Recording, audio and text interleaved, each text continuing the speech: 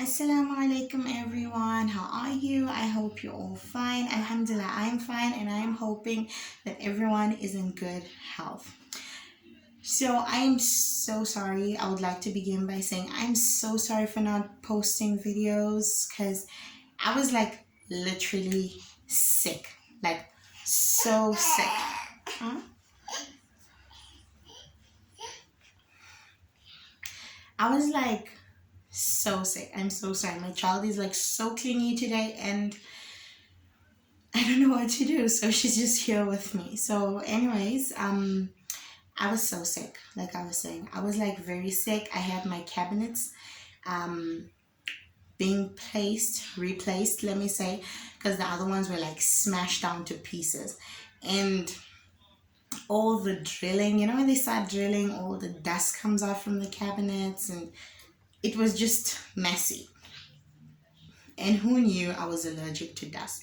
So I got this allergic reaction and my voice was like going and I was like coughing, like terribly coughing. The moment you start coughing, you're like stressed, it's corona time, and you start thinking, you're like, oh yeah, Allah, did I get corona? What's happening? Is this the end? You just start freaking out. So yeah, Alhamdulillah, I went to the doctor and he gave me medication, and Alhamdulillah, through the grace of Allah, here I am making another video. So today we're going to be talking about passing on. I'm literally wearing my sister's parda and it's just not sitting right. So today we're going to be talking about passing on Islamic knowledge to our children. This is something that is becoming a big problem. It's something that is not being minded. Like, if I can say that, no one minds this point of passing on deen towards their children. You find there is like a child that is about 14 years, a boy or girl that is 14 years, and they don't know nothing. They don't know how to pray.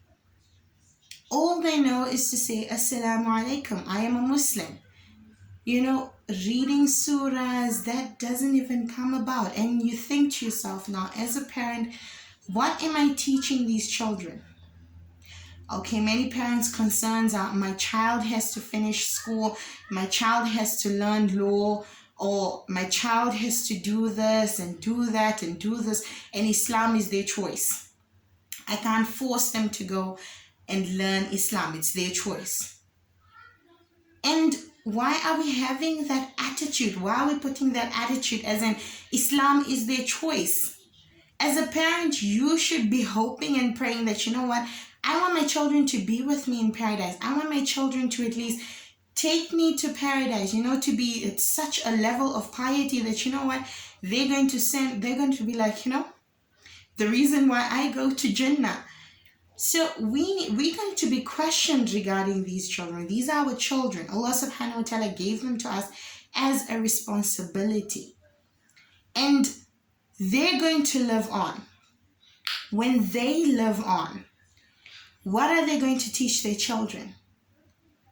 We should be concerned as in what happens when we die.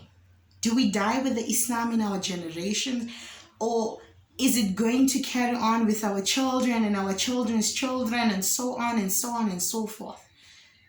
We should be concerned about these things. You find people will be like, no, my child has to first learn law and then afterwards comes Jannah. Is important. It's the last stage.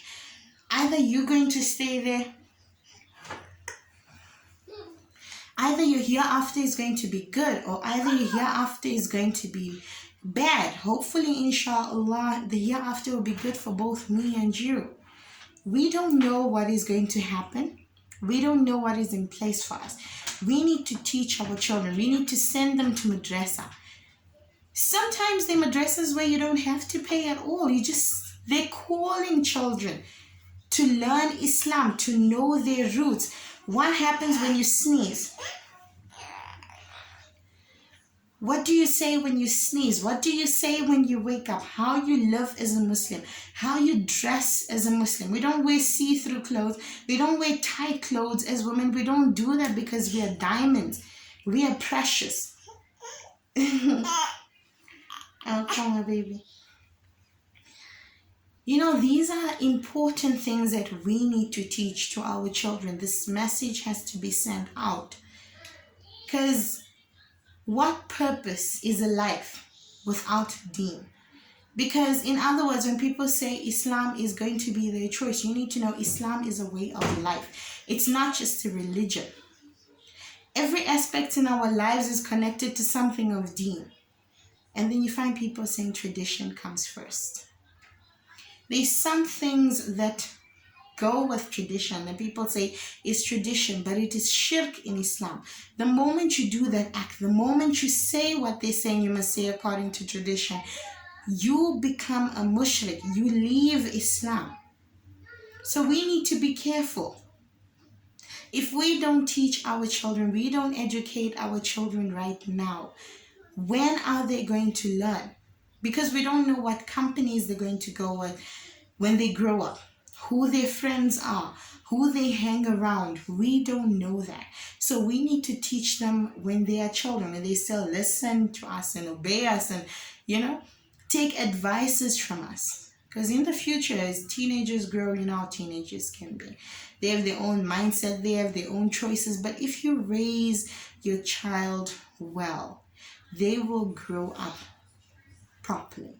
There's like some things that are going on YouTube and people saying, no, Islam allows to be lesbian. Islam allows this gay thingy. It's not true. You need to learn Islam in order to know these things. We need to learn Islam in order to know these things. I was listening to that and I was like, Ya Allah, it has reached to this point. It has reached to this point that people are saying this. They say, yes, it is allowed in Islam. Where does it say in Islam that it is allowed? The people of Lut alayhi salam in the Bible known as Lot. The people used to practice this act of LGBTQ, whatever you call it. They used to practice these acts and they were punished gravely for it. And imagine being now saying you are a Muslim and acting upon these things. So we need to educate our children now before a time like that comes in. Because that is shirk. That is not Islam. I want to tell you, that is not Islam. Not at all. Islam doesn't advise that. Islam doesn't advise that. And then there comes a point when you see many Muslim women putting on Q-tex, putting on nail polish, where they call it Q-tex, where they call it nail polish. People are putting that on. And then they're calling the other one as in it comes out on its own or whatsoever. That is haram. That is forbidden. The reason being is that every single time when you pray, you need to make ablution. And ablution means you need to make wudu. So in other words, the English word for wudu is ablution. You need to wash certain parts of your body in order to go and pray. So now when your water has to touch your skin, water has to touch your eyelashes. So now when you have Q-tex on your hands, how is that wudu supposed to be complete? And by making wudu, the sins on those parts of the body get washed away. So now what happens with the Q-tex? It doesn't go under, it doesn't touch the nail. Now your wudu is incomplete, your salah is not accepted. Our children need to know these things.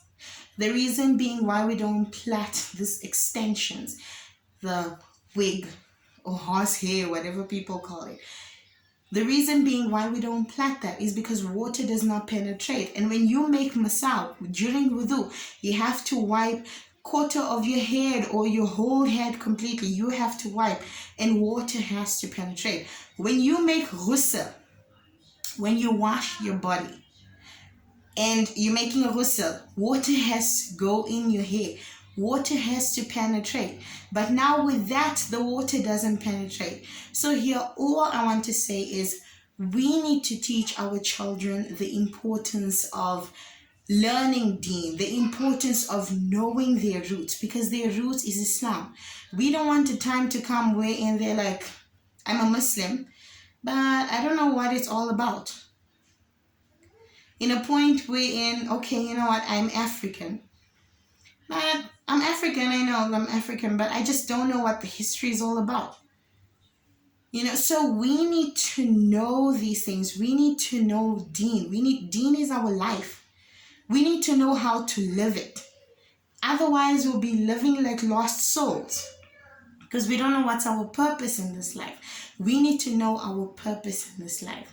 So, my dear brothers and sisters, I hope this message reached you well and while you're in good health. And if you really like this video, really, I would really appreciate it if you click that like button, and if you would subscribe. It would really mean a lot, please. So that's all I wanted to say. And then I'm really asking you, if you really have any questions, please leave in a comment below whatever questions you have, and inshallah the next video I will make a video on that, inshallah.